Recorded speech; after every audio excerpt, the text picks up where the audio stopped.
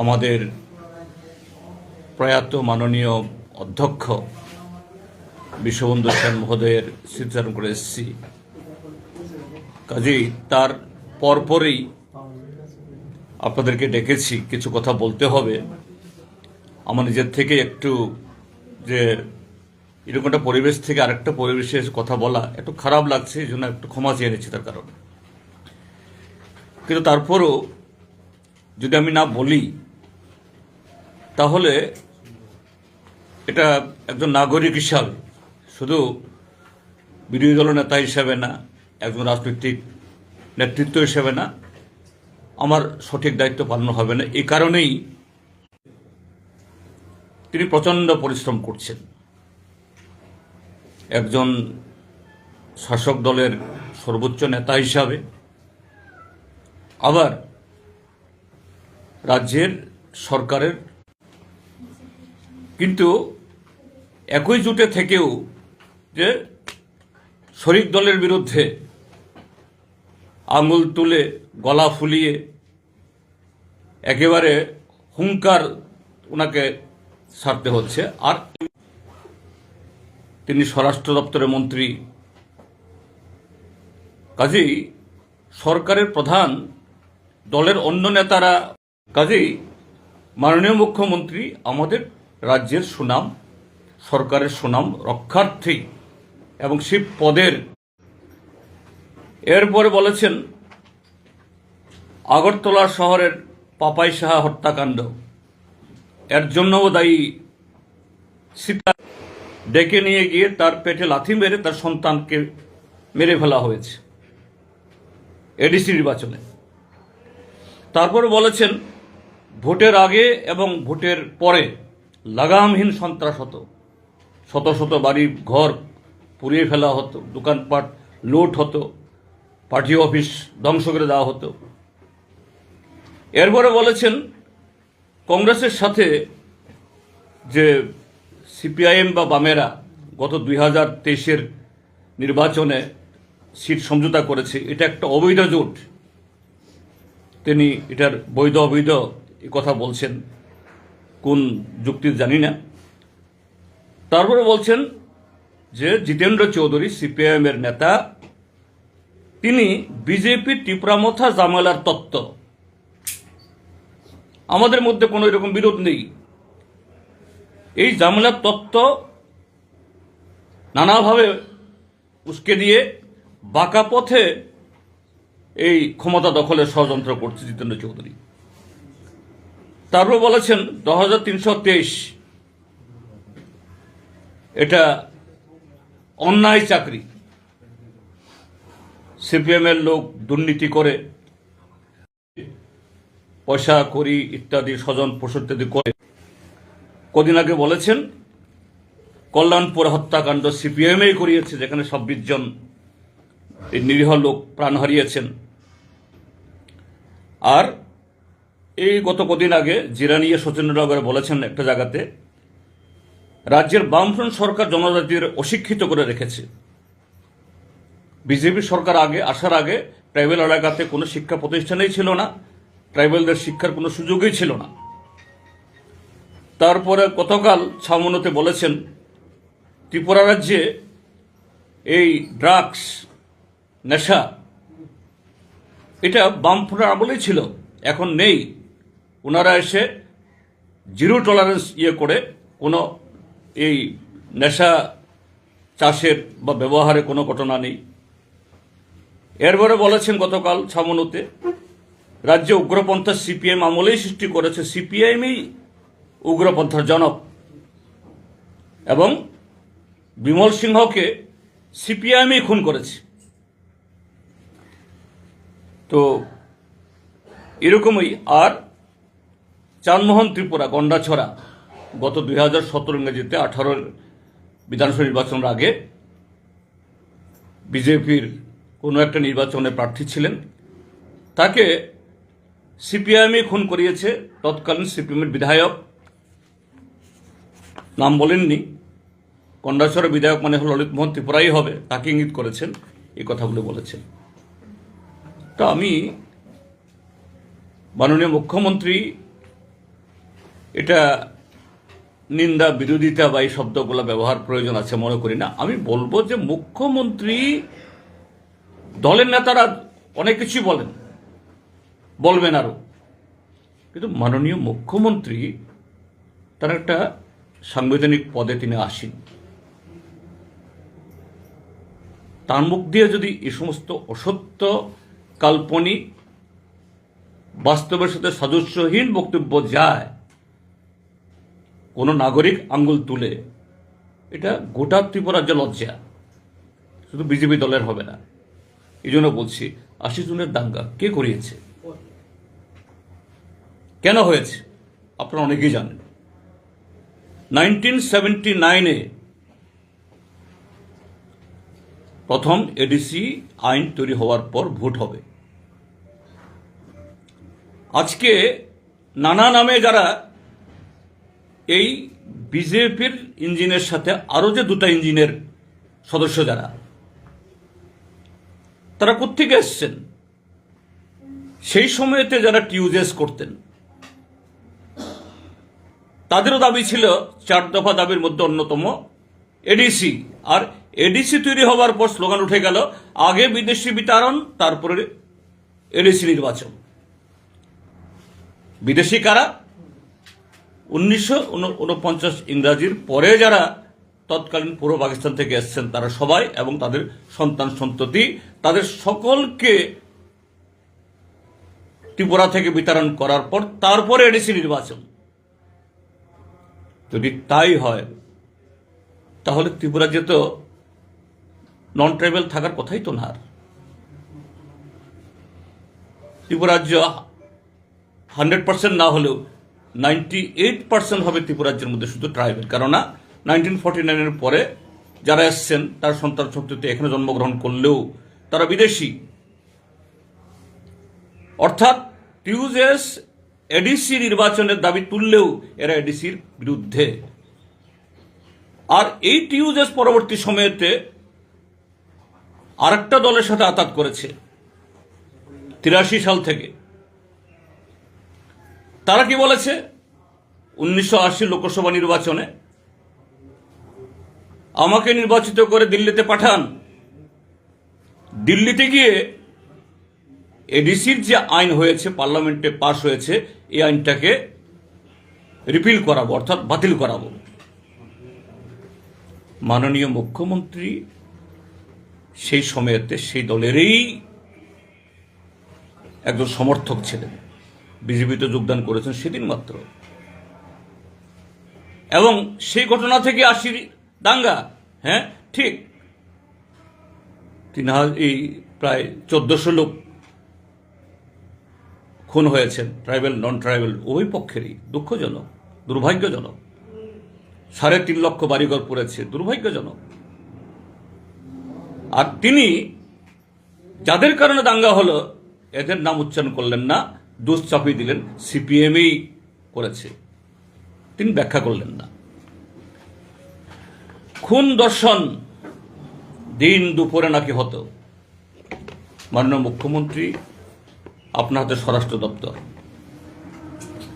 তাহলে রেকর্ডগুলো টানুন না।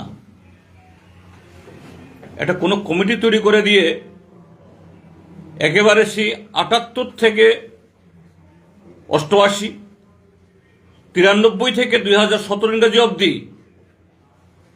বের করুন। সেই সময়েতে সংখ্যাগত ছিল, হ্যাঁ, খুন দর্শন একজন হলেও এটা দুর্ভাগ্যজনক, একজন খুন হলেও এটা যেই হোক এটা হওয়া অমানবিক। কিন্তু কখন হয়েছিল এগুলো? তারপরে বলছেন পার্টি অফিসে ঢুকে অন্তঃসত্ত্বা মহিলাকে পেটে লাথি মেরে সন্তান মেরে ফেলার তত্ত্ব কোথায়? কোন থানায় এফআইআর হয়েছে? কোন থানায় তদন্ত হয়েছে? কোন পত্রিকাতে উঠেছে? কোন সেই মহিলা এডিসি নির্বাচনে প্রার্থী হয়েছিলেন বিজেপির দলের এই চিহ্ন নিয়ে? তিনি বলে দিলেন। একজন মাননীয় মুখ্যমন্ত্রী এরকম বলতে পারেন? পাপাই শাহ হত্যাকাণ্ড, হ্যাঁ পাপাই শাহ হত্যাকাণ্ড হয়েছে, এ নিয়ে বামফ্রন্ট সরকার তদন্ত করেছে, খুঁজে বের করেছে। কারা কারা করেছে? এবং মাননীয় মুখ্যমন্ত্রী সেদিন যে দলে ছিলেন, এই দলের ভেতরে অন্তর কোন দলে হয়েছে এগুলো কে না জানে। এরপর বলছেন কংগ্রেসের সাথে অবৈধ জোট। আরে কংগ্রেসের সাথে আমাদের মতাদর্শগত, রাজনীতিগত, সেখানে কর্মসূচিগত ফারাক আছে। এটা ঠিক জোট না, আমরা একটা সিট অ্যাডজাস্টমেন্ট করেছি। কেন? স্লোগানটা কি? রাজ্যে গণতন্ত্র পুনরুদ্ধার, এখানে আইনের শাসন নেই। গত 2018 সাল থেকে এই 26 সালের আজকের দিন অবধি, এই সেদিনও বিহার নির্বাচনের ফলাফল, বিহারে তাদের দল জিতেছে, কিন্তু সেখানে কোনো পলিটিক্যাল পার্টির অফিসে ড্রিল করেছে, আগুন লাগিয়েছে, এরকম কোনো খবর নেই। আর ত্রিপুরার যে সেই 14 নভেম্বর তারিখেই পাঁচটি সিপিএম অফিসের উপর আক্রমণ। এবং মাননীয় মুখ্যমন্ত্রীকে বলবো, আমাদের এই ত্রিপুরাজ্যে গত 7.5 বছরে একটিও পার্টি অফিস নেই যে পার্টি অফিসের উপর আক্রমণ হয়নি। কোনো কোনোটাতে 16 বার 17 বারও হয়েছে। আমাদের মেলার মাঠের একদিকে ডিস্ট্রিক্ট পার্টি অফিস, আরেকদিকে রাজ্য দপ্তর, দিন দুপুরে একজন গ্রেপ্তার হয়েছে, একজনের বিরুদ্ধে মামলা নিয়েছে। আর তিনি বলছেন অবলীলায় বামফ্রন্ট সরকারের সময়তে ভোটের আগে সন্ত্রাস, পরে সন্ত্রাস, আর এখন তো আগে সন্ত্রাস, পরে সন্ত্রাস, সারা বছরের সন্ত্রাস। আপনার চোখের সামনে দেখেছেন, সেদিন আমরা ডিজি অফিসের সামনে সভা করেছি। মিটিং শেষ হতে না হতেই তাদের সোনার টুকরো ছেলেরা স্লোগান তুলে, উমুকের চামড়া তুলে নেব আমরা।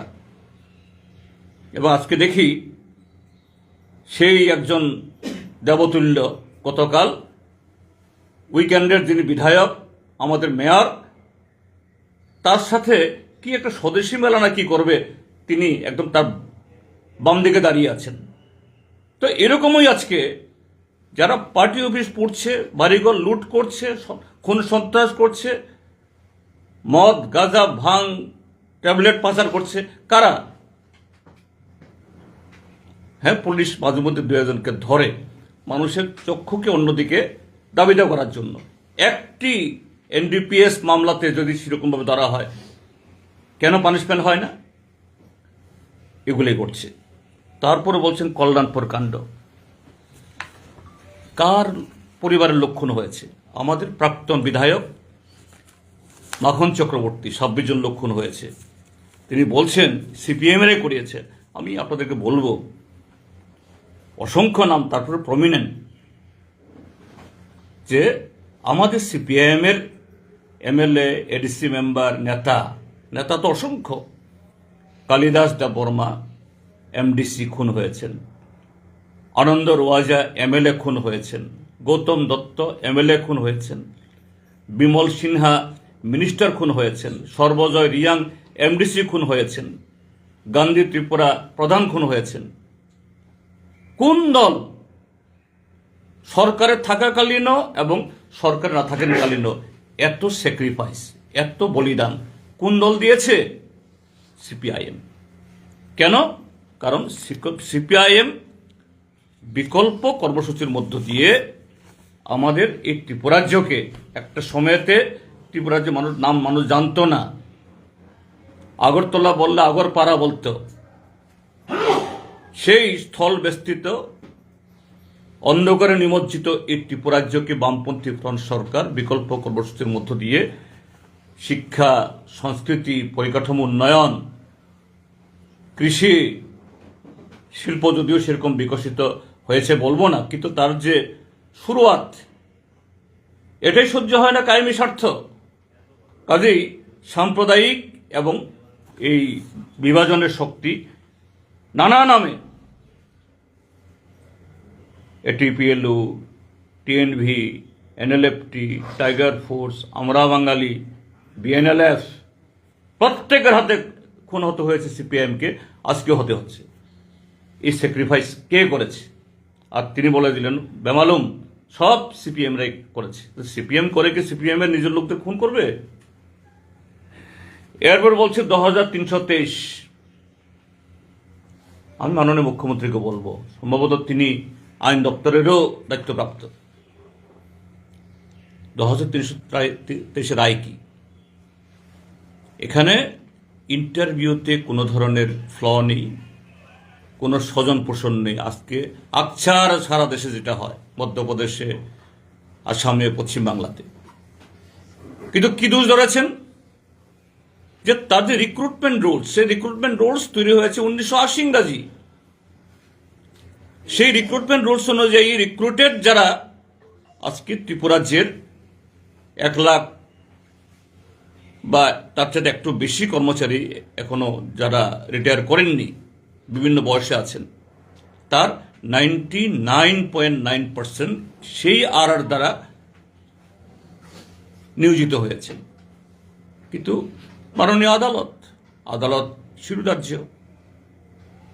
আদালত হঠাৎ করে এই 10,323 বেলায় না, এটা অন্যায়। যে রিক্রুটমেন্ট রুলসে কোনো ধরনের অর্থনৈতিক ক্রাইটেরিয়া, ইকোনমিক্যাল কোনো কি বলে বেনিফিট দেওয়া যায় না। আমরা সেখানে নিডি কাম সিনিয়রিটি একটা প্রভিশন ছিল, কিন্তু এখন তো পার্লামেন্টে ভারত সরকার ইএস করেছে 10%। এই ইএস এর মধ্য দিয়ে নিয়োগ হচ্ছে, মেডিকেল, ইঞ্জিনিয়ারিং, আইএম, আইআইটিতে ভর্তি হচ্ছে। কই সুপ্রিম কোর্ট তো ত্রিপুরাজ্যের এই নজিরকে রেখে সেন্ট্রাল গভর্নমেন্টকে বলেনি এটা করা যায় না। তো সেই জন্য বলছিলাম আমি সেদিন, যখন পশ্চিমবাংলার এই কেসে যখন এই 26,000 না কতজন জানি শিক্ষকদের আবার যে মানবিক কারণে এদেরকে পুনর্নিয়োগ করার জন্য বলেছিল, আমি বলেছিলাম যে ত্রিপুরার সরকার তারাও সুপ্রিম কোর্টের কাছে পিটিশন দিন এটা রিভিউ করার জন্য। ওইখানে 26,000-এর জন্য বিবেচনা হয়েছে, আমাদের এখানে 10,323, তার মধ্যে অনেকেই মরে গেছেন। ইতিমধ্যে বেশ কিছু অন্য দপ্তরে চাকরি পেয়ে গেছেন, এখনো বোধহয় 7,500-8,000 এরকম আছেন, কিছুই পায়নি। এদের ব্যবস্থা করা হোক। আর তিনি বলে দিলেন এটা না করে, অথচ এই 10,323-কে এদেরকে পুঁজি করে আসামের বর্তমান মুখ্যমন্ত্রী তাকে আনিয়ে তোমাদেরকে ন্যায় দিলাইগা, এবং তৎকালীন তাদের সভাপতি যিনি কদিনের জন্য মুখ্যমন্ত্রী হয়ে গেছেন, তিনি গিয়ে 10,323-এর ধর্ণামঞ্চে গিয়ে এখানে বলেছেন প্রয়োজনে সংবিধান সংশোধন করে 10,323-কে পুনর্বহাল করবেন, এবং ত্রিপুরাজ্যের মধ্যে এরকম কেউ ভাতে মরবে না। আজকে কেন মরছে তার উত্তর নেই কেন? এরপরে বলছেন রাজ্যের বামফ্রন্ট সরকার উপজনজাতিদের অশিক্ষিত রেখেছে, অর্থাৎ স্কুল খুলেনি, কলেজ খুলেনি। আমি বলবো মাননীয় মুখ্যমন্ত্রীকে, আপনারা গত 7.5 বছর কোন স্কুলটা খুলেছেন? আপনারা স্কুল বন্ধ করেছেন। 78-এ বামফ্রন্ট সরকার আসার আগে ত্রিপুরাজ্যের ট্রাইবালদের মধ্যে শিক্ষার হার কত ছিল? আর মাধ্যমিক, 12, বিএ, এমএ, ডাক্তার, ইঞ্জিনিয়ার কতজন ছিল? আজকে ঘরে ঘরে। আর তিনি বেমালুম বলে ফেললেন যে না, সব তারা করেছেন। কি করেছেন? সরকারি স্কুল থেকে ছাত্র সংখ্যা কমছে, মাধ্যমিক 12-এর পরীক্ষার্থী কমছে। গত বছর চেয়ে এবছর প্রায় 20,000 পরীক্ষার্থী কমেছে এই বোর্ড এক্সামে। কোথায় যাচ্ছেন তারা? প্রাইভেট স্কুলে চড়া ফি দিয়ে ছেলে মেয়েদের পড়াতে বাধ্য হচ্ছে, কেননা সরকারি স্কুল, টিচার নেই, ব্যবস্থা নেই। বিদ্যাজ্যোতি ইত্যাদি ইত্যাদি নানা স্লোগান তুলে শিক্ষার 12টা বাজাচ্ছে, আর তিনি সেই কথা ফিরিস্তি সেখানে দিচ্ছেন। তারপর বলছেন ভারত মাতা বলার অপরাধে নাকি রাস্তায় নামতে দেওয়া হয় না। কোথায়? আজকে ত্রিপুরাজ্যের মধ্যে বিরোধী দল, আমি তো বলবো 2023-এর বিধানসভা নির্বাচনের আগে এই গেস্ট হাউসে, সোনারতরী গেস্ট হাউসে যখন রাজীব কুমার নেতৃত্বে ফুল bench of election commission of India আসে, আমি তখন বলেছিলাম ত্রিপুরা রাজ্যের মধ্যে নির্বাচনের পরিবেশ নেই। সিভিল ইলেকশন কমিশন আমাকে বলছেন, mister Chowdhury, how you are levelling this complain against the government, how you quantify this. আমি বললাম যে মাননীয় রাজীব কুমার, মুখ্য নির্বাচন কমিশনার মহোদয়, আমার কথা যদি আপনি তার সত্যতা যাচাই করতে চান, ইউ প্লিজ, আমাদের সামনের দিকে তো এদিকে পশ্চিম দিকে বাংলাদেশ, বেশি যেতে পারবেন না, এদিকে যাওয়া যাবে একদম অবধি, ওই কাতলামারা বা ইত্যাদি সিমলার দিকে, এদিকে একদম সাবরুমে যেতে পারবেন, আর এদিকে উত্তর ত্রিপুরা। আপনি একটা নতুন গাড়ি ভাড়া করে একটা CPIM এর একটা পতাকা লাগিয়ে আপনি যান। ঠিক আছে, আপনার তো নিরাপত্তা দরকার আছে, দূরে দূরে সামনে পিছে নিরাপত্তা থাকুক, যাতে আপনার উপরে সেরকম না হয়। আপনি যদি এদিক থেকে রানীবাজার থেকে ফিরে আসতে পারেন, আমি রাজনীতি ছেড়ে দেব। আপনি যদি এদিকে বিশালগড় ক্রস করতে পারবেন, আমার কোনো কমপ্লেন থাকবে না। আপনি এদিকে মোহনপুর পেরিয়ে যেতে যদি পারেন, আমার কোনো অভিযোগ থাকবে না। আমার কথা শুনে তো তাজ্জব হয়ে গেল রাজীব কুমার এবং তার টিম। What shocking statement you are giving. আসলে কি তাই? পুলিশের বড় বড় আধিকারিকরা বসেছিলেন, তাদের দিকে তাকালেন, কি বলছেন আপনাদের সামনে? তিনি মিটিংটা স্টপ করে দিলেন। ঠিক আছে, আপনি পরে আসুন, আমি একটা কথা বলছি।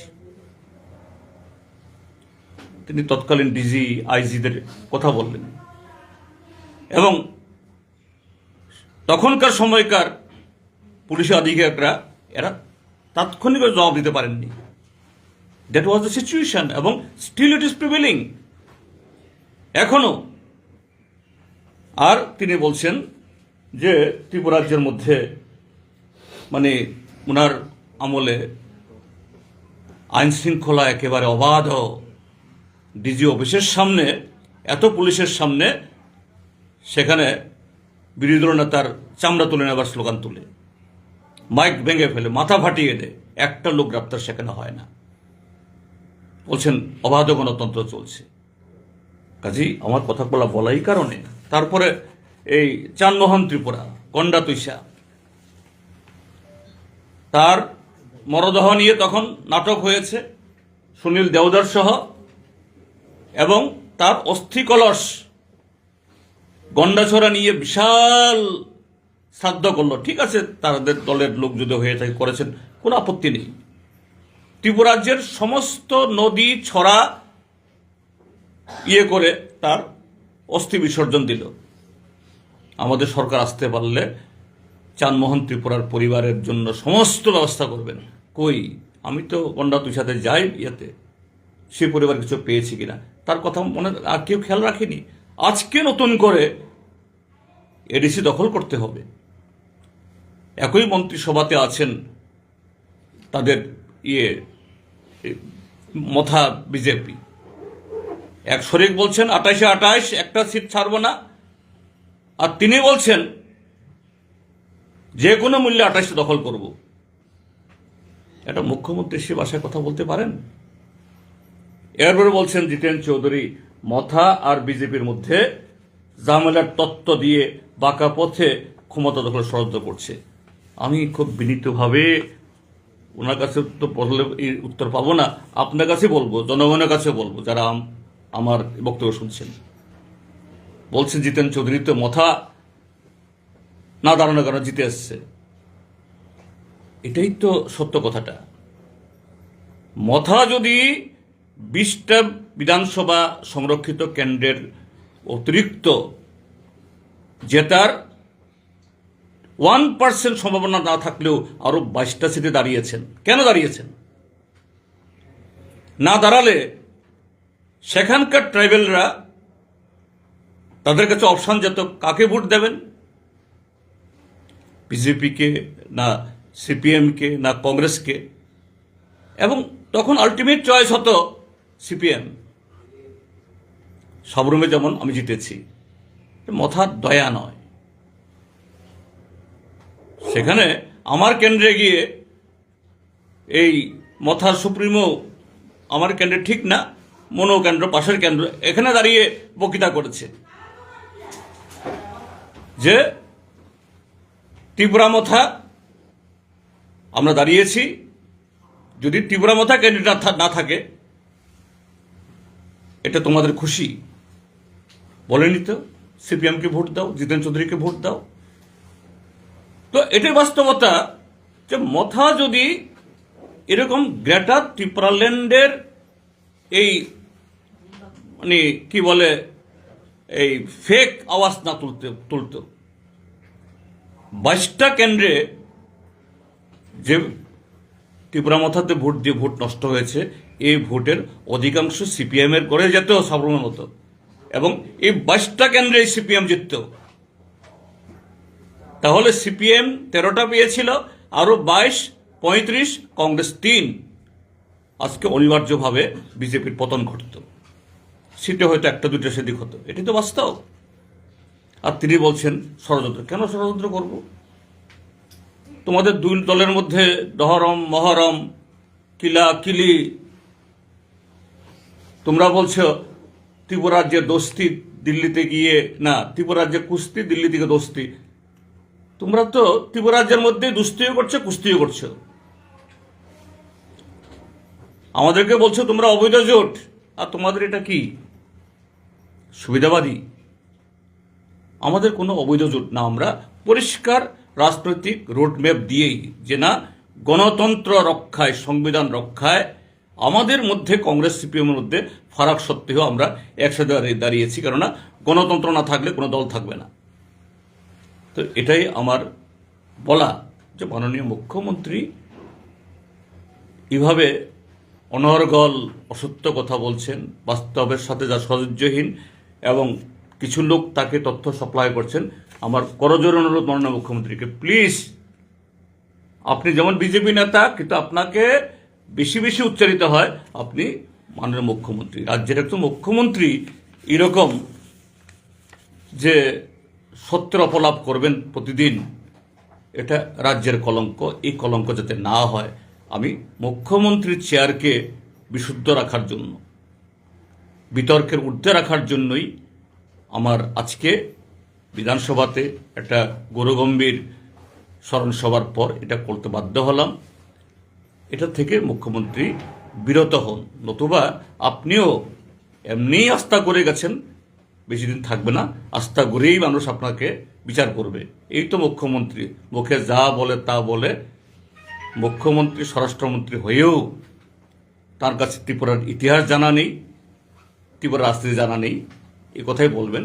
এটা একজন মুখ্যমন্ত্রী সম্পর্কে এরকম ধারণা হওয়া উচিত নয়। এই হলো মোটামুটিভাবে আমার বক্তব্য।